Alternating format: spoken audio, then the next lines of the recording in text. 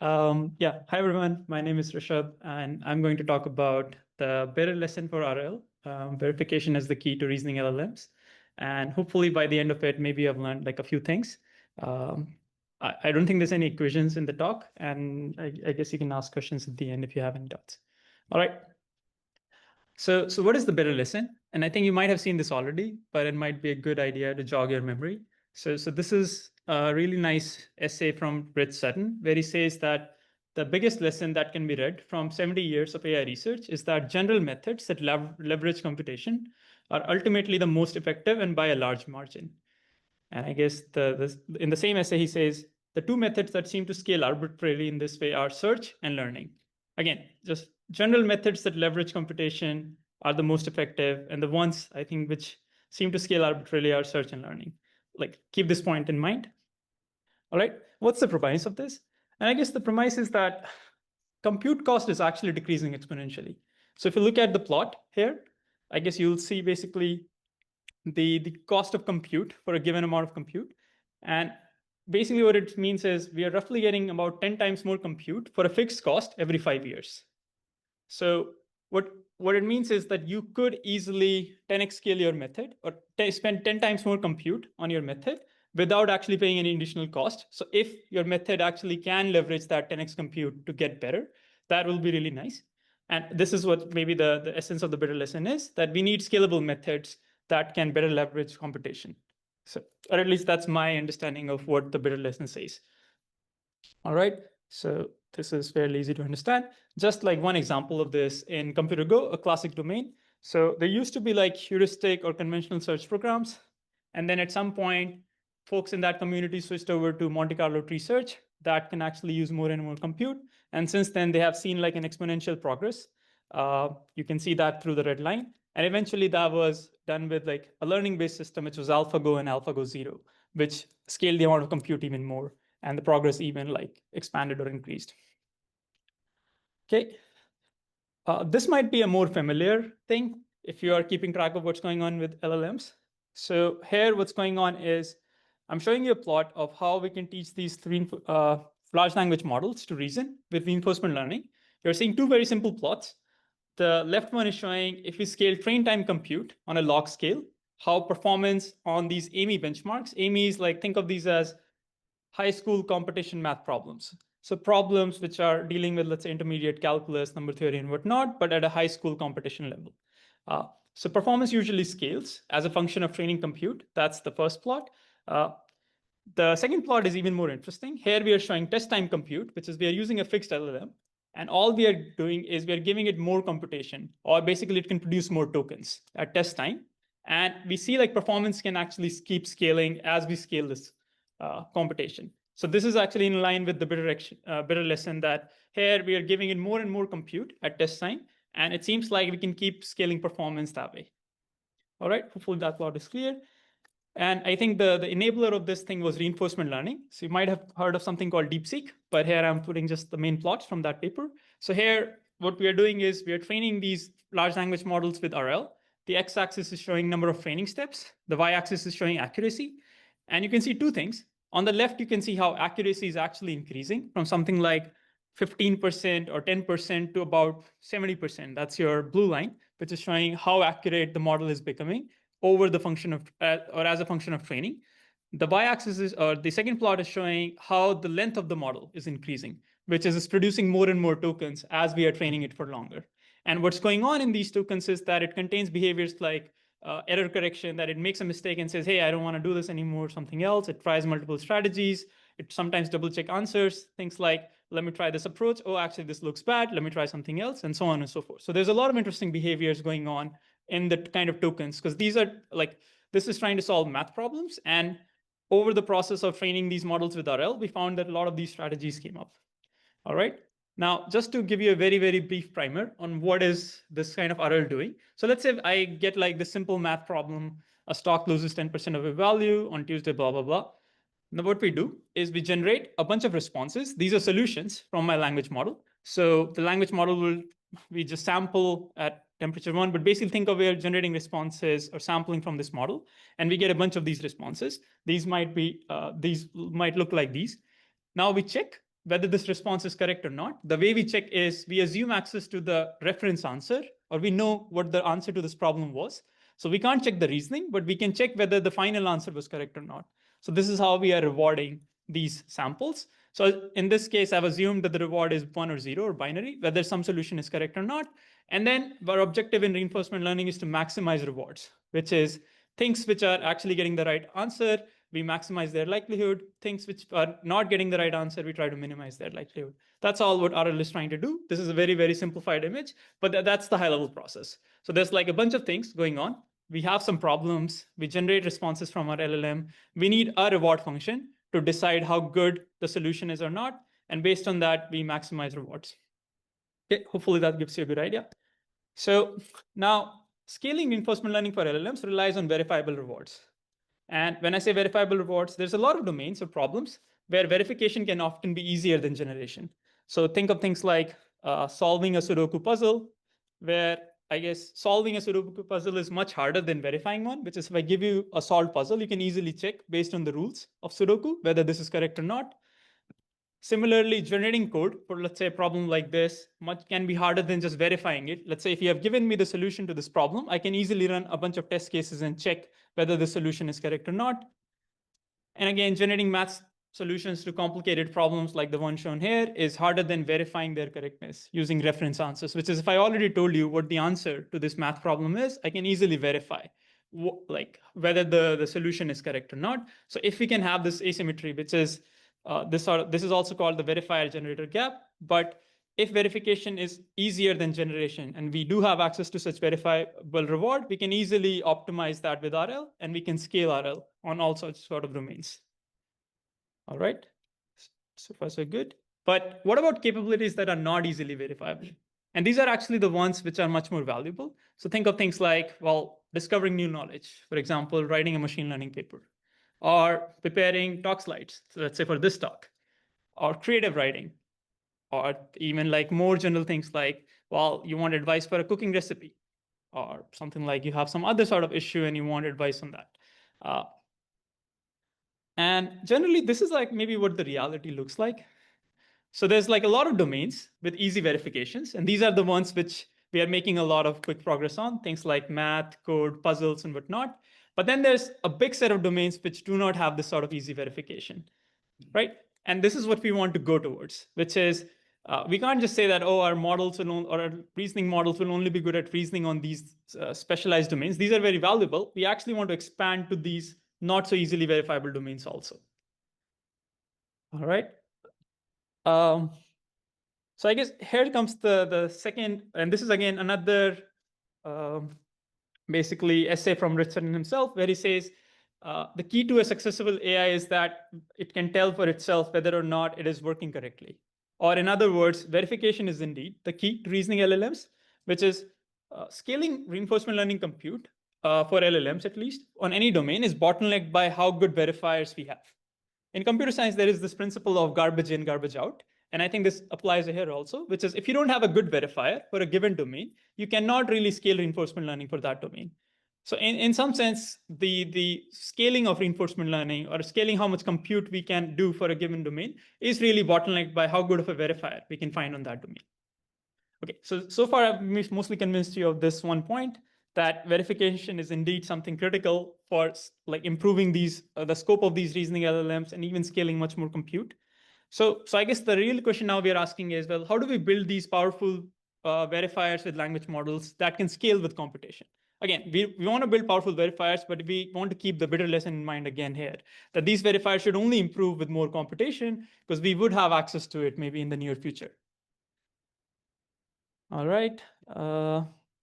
Okay, so let me give you a quick summary of how we were training verifiers up until last year. So this is what the image looks like. It was very similar to what I showed you earlier, except now we are training a verifier. So for each problem, we generate a bunch of responses.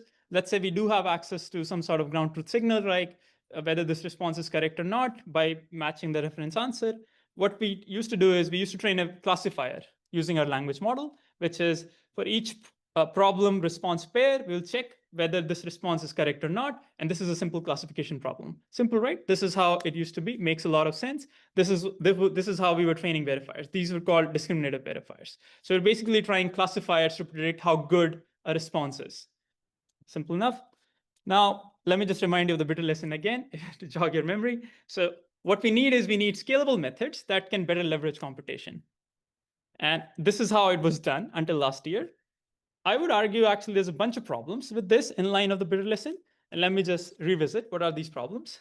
So these verifiers are predicting a scalar score using a linear layer on top of LLMs. Like that's how we are training a classifier.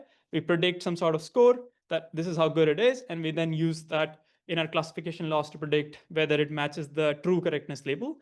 But these verifiers do not use any sort of text generation capabilities of our language models. And neither can they actually leverage test time compute, which is if I were to give these verifiers more compute at test time, they will not get better because this is just a classifier, right? So that is a problem. We have such a powerful thing. This is like a language model that we deal with every day. We have so many nice properties, but we just trained a classifier on this, and now we lose all sort of properties like that. So what's a simple change? So this is like a very simple change you can do. It might sound silly in hindsight, or it sounded silly back then, but in hindsight, it's actually very cool. So let's just train these verifiers as next token predictors, right? Very simple change.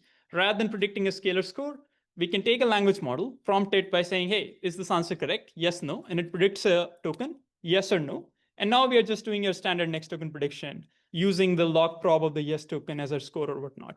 But now you can just convert this to a text in, text out problem. You give it a problem, you give it a solution, and then you predict yes or no tokens. Right? Very simple stuff. The nice thing you get out of this is you can actually now do, well, I guess this slide is sooner.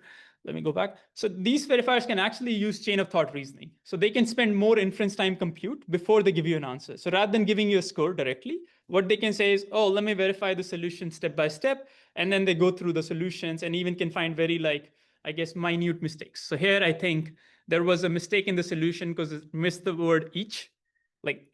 And then I think the verifier goes in, looks at the solution and says, hey, actually, this step looks correct because it missed the word each. And that's why the solution is incorrect. But you can see already the power of this.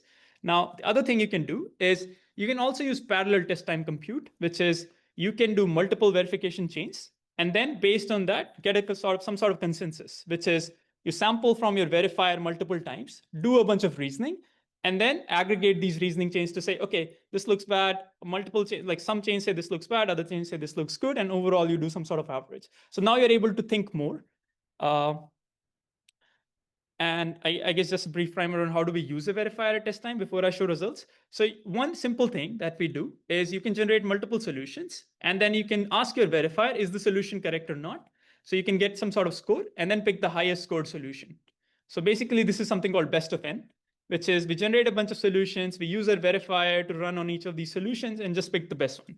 Very simple, but this is a common way that we evaluate how good our verifier is. So, and I guess a strong baseline to this approach, at least for math problems, is you don't have to use any sort of verifier. You can just pick the most common solution. So you generate a bunch of solutions, just pick the most common one. This is consensus-based verification or consensus-based verification. There's no verifier involved. This is like a very strong baseline usually to these set of methods. All right. So what are the results? So what we did, I guess in this iClear 25 paper, was we trained a verifier on very simple grade school math problems. So these are like problems about you have 2 apples, I have 3 apples, how many apples do we have? And then see whether it generalizes to much harder math problems. And we see pretty good results. So here, what I'm showing is number of solutions on the x-axis that we are trying to verify. Y-axis is showing best of n performance, which is if we were to pick the best solution using our verifier, how good would we be? And basically, we see pretty good scaling. You can see that the green lines, which are these generative verifiers with chain of thought, they are actually performing the best compared to these discriminative verifiers. But a much better, more impressive result is if you look at transfer to this much harder competition math problems, we see much better generalization, and that's the red line. So comparing the green and red lines, you see much better generalization. So that was very promising, that we are seeing that even if we train on very simple problems, we could generalize to much harder problems. And that, I think, kind of the power of this sort of thing. All right. And I guess this is just showing what area. So here, I think of this as we're training on only difficulty 0 problems, and then we are evaluating generalization to 1, 2, 3, 4, 5, and we see there's a pretty decent generalization. And these grade school math problems are very simple, usually involves just like simple numerics. So, but we see generalization to other domains too. So that was pretty promising to see. All right. And I guess maybe one of the best features of these verifiers is you can use test time compute. So you can think more. Here, I think thinking more means you can generate multiple thinking chains or chain of thoughts before you give me an answer. And we see that as we scale the number of these chain of thoughts, we get better and better verification quality. So basically, again, I can give you more test time compute and you can give me a better performance or better verifier in return. That's a feature that verifiers, if you train classifiers or discriminative verifiers, we don't have it.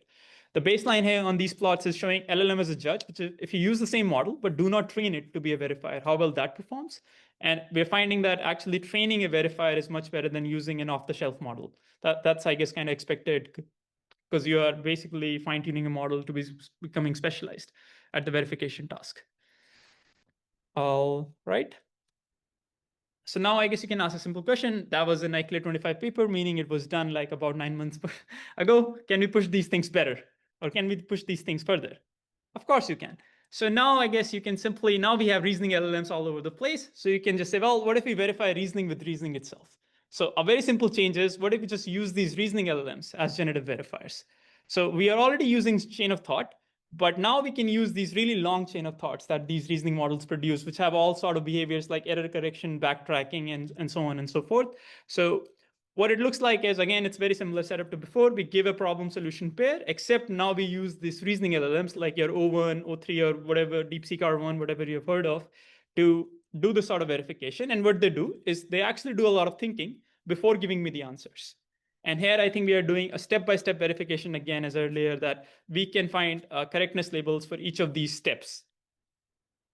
All right. The one thing we find is, again, compared to discriminative verifiers, these verifiers are actually pretty efficient, almost 100 times more data efficient. So that's a very interesting result, saying all we did was we changed that how we are producing these verification signals. So basically just thinking a lot before giving you the answer is about 100 times more data efficient than actually training a classifier using the same data. So that's a very interesting result. On the right plot, we are basically showing how this scales with the number of generations. And as we do more generations, we find that these verifiers are better. So that's nice. Okay. Let me show you one more interesting result.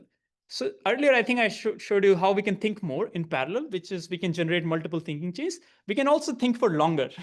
That's like a property of these reasoning LLMs. And literally all we did for this work, we said something like, after you finish your verification, let's just add, let me double check and let the model think for more. And you can see the results here. So if we use an off-the-shelf reasoning model, that's what the LLM as a judge line is showing. It scales in compute, but not reliably.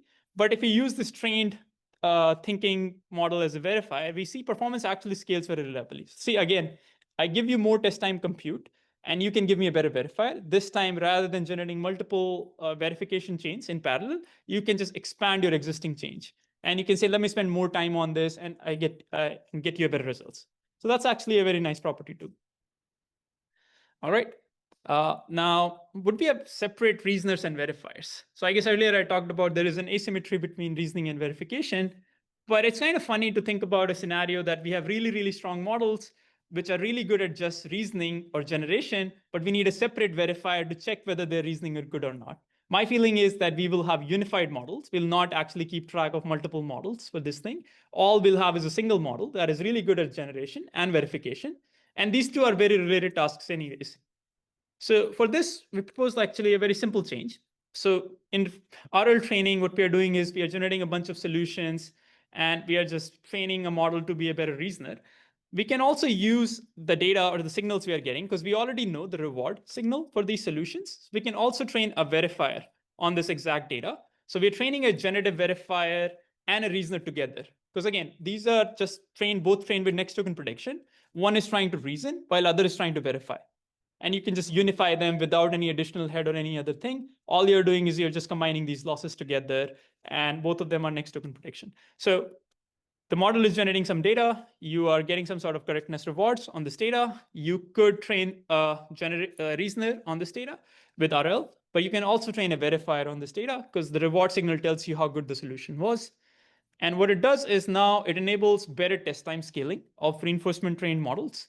So now earlier we could only have to rely on majority voting or basically using your existing verifier that you have inside the model, but without being training. So if you were to train this verifier, we see much better inference compute scaling results.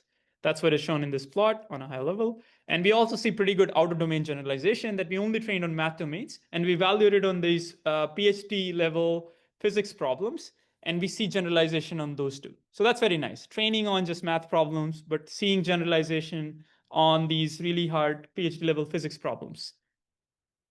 All right. And maybe one more plot. So one thing is this is really complementary to just RL training. So here I'm showing you three curves. One is the base LLM, which is the red line.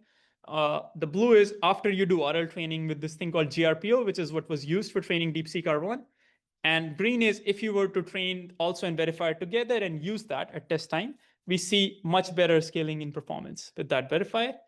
The right-hand side plot is actually more involved, but all we are saying is if you do have a verifier, you can also use that to guide the thinking length of the model, which is how much thinking time to spend for a given problem. You can use that verifier. But these are different kinds of test time compute. One is parallel compute, which is we generate multiple solutions in parallel. Another is sequential compute, which is you think more before giving me the solution. And these are complementary. And actually, that's what the results here are showing. Okay. Now, I talked a lot about verifiers. Maybe I'll just briefly mention this one result. If we do have these verifiers, we don't have to restrict ourselves to just static human prompts.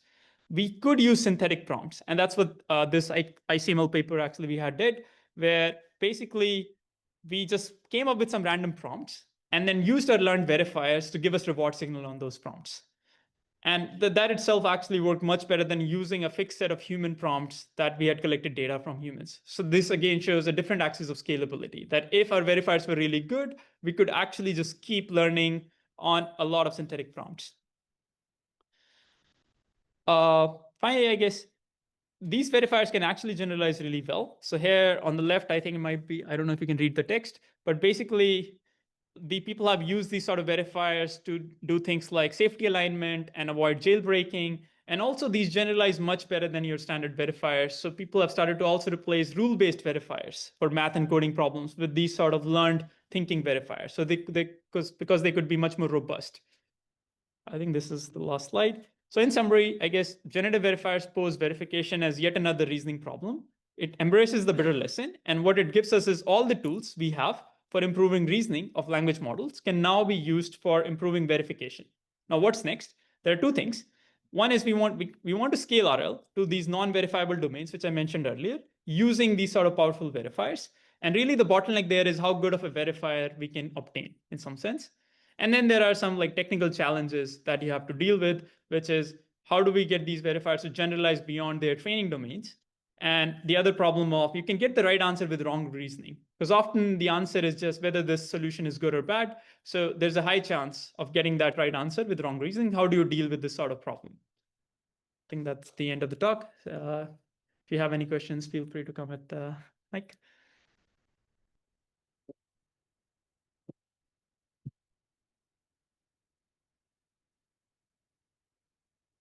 Yeah, thanks for the talk.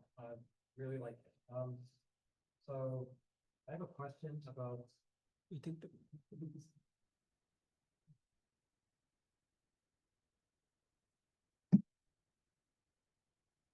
Yeah. So seems like as though you talked about some methods about reinforcement learning in LLMs. But of course, with reinforcement learning, there's also the challenge of exploration. Because like if you like look at BPO or reinforced, you don't get rewards for things you haven't tried. What are your thoughts on exploration in light of like the beta lesson and in test time compute? Yeah, that's a very loaded question because exploration is indeed a very hard problem in RL. That said, there's a bunch of things we do. So usually when we are training these systems, we have problems, environments, or prompts of varying difficulty. Not everything is of uniform difficulty. So what happens usually is easy things get solved first, then we get on to the harder problems and then harder and harder. So the hope is usually, or at least the naive hope is that if you were to scale it to enough compute, and if you have a reasonable method, it can actually progress slowly. That said, there are definitely domains where basically RL just doesn't work in the sense of it's too hard to make any sort of progress. And there, I think what we typically do is we have to have some sort of, maybe let's say one trick is people add some sort of SFT data to just warm start the model, just enough so that the model can explore what is the right space of solution. Other could be giving the model the sort of right priors. So basically, let's say if you want to solve really complicated coding problems, you need certain kind of base knowledge to solve this. And if the model doesn't know this, it probably cannot make progress. But maybe if you just train this model on lots and lots of these coding documents, maybe it gets in a place that if you try enough, because one of the key characteristics of the RL methods we have is we generate multiple solutions for the same problem. And if once in a while we get solution, that's where we can get a learning signal from. Right now, our methods are very simple. So we could also change them by saying, hey, we should be spending a lot more compute on our harder problems and a lot less on easy. Right now, we don't do that, but that's just an algorithmic change that will solve some of these things. So my feeling is exploration could be treated as an algorithmic challenge. And then you can look at the same plot of compute versus performance. Maybe it will show you higher scalability on that plot. So again, in light of brittle lesson, I think it's very aligned. And you can just think of it as maybe as a method that can give you better scaling if you were to scale your compute by 10x more. Because right now, maybe we're training or spending our compute too much on these easier problems, as opposed to spending this on problems where it matters more. Another question. So there's a lot of talks and works about world models, especially at this conference. How do you think we could use like world models, and how does it fit in with this test inference time reasoning? Yeah, that's a good thing. I think verifier is like a specific part of a word model. So you can think of verifier as a reward model. Now, word model could means both a dynamics model and a reward model, or just one of those two. But if you think of more complicated environment, when I say verifiers, I really mean you need to be able to tell whether this behavior is good or not.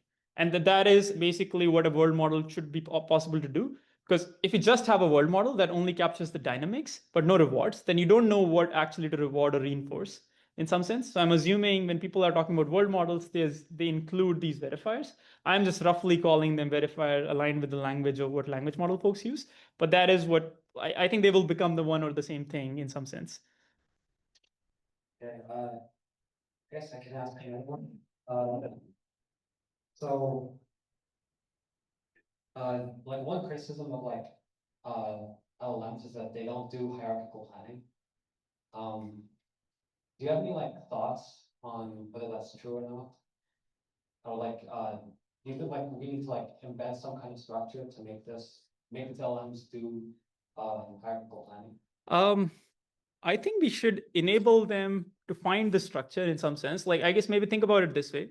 Are we trying to train these LLMs on problems where we need this sort of hierarchical planning? Because we are right now in like these math or code problems where the LLM generates a solution and the world ends. But slowly what's going to happen is we are going to much more complicated tasks where the world doesn't end immediately. Like LLM does something in the world changes, and this continues to go. And eventually the LLM gets to see some reward. And there it has to figure out that, hey, actually, I need to do this and that and this, and then I only get to see the reward.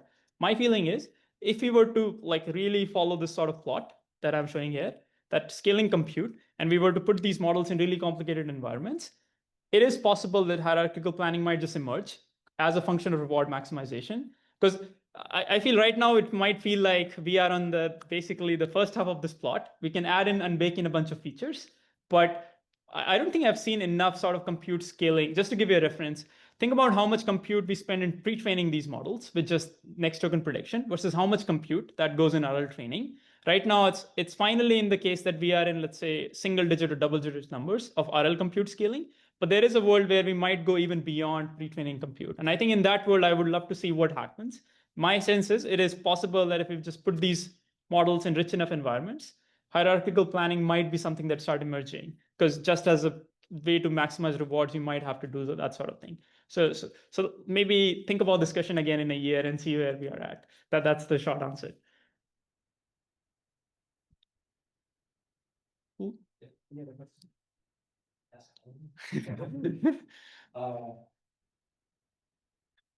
So there's like a lot of different ways of reasoning. So you think of like Monte Carlo research, there's another talk about like energy-based models where like you could compose them and then like search in this energy-based space for like minimum.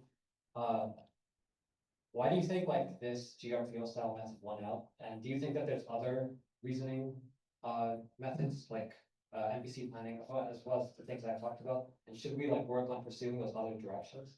Yeah, I think that's actually a great question. The reason it won out was partly because of simplicity and partly because it won in this compute performance plot. Like to the amount of compute we have spent so far, those methods like MCTS is actually much, much worse than best of n. It sounds funny when you hear it, but MCTS is much less compute efficient. Like for a given amount of fixed compute, and people have scaled that enough, far enough, it's just that best to simply just generating n things and picking the best seems to work better. But obviously this has limitations and people are aware of it. So maybe if you just push this further, again, maybe we are in this left side with the current regimen. Like that's if I was working on one of these alternative methods, I would assume that we are not seeing it because we haven't scaled it enough. Uh, and maybe the vice versa, same argument holds for GRPO, that maybe so far the results are showing that this is better and maybe it'll keep continuing to be better. So I think it is a function of this compute versus performance plot. But let's say if we were to scale performance by 10x and the same results hold, so the GRPO will keep winning. I don't know about that. I think it's possible that with enough compute expenditure, maybe better credit assignment with things like MCTS actually starts seeing better results. That's my hunch. Thank you. Cool. All right. Thank you.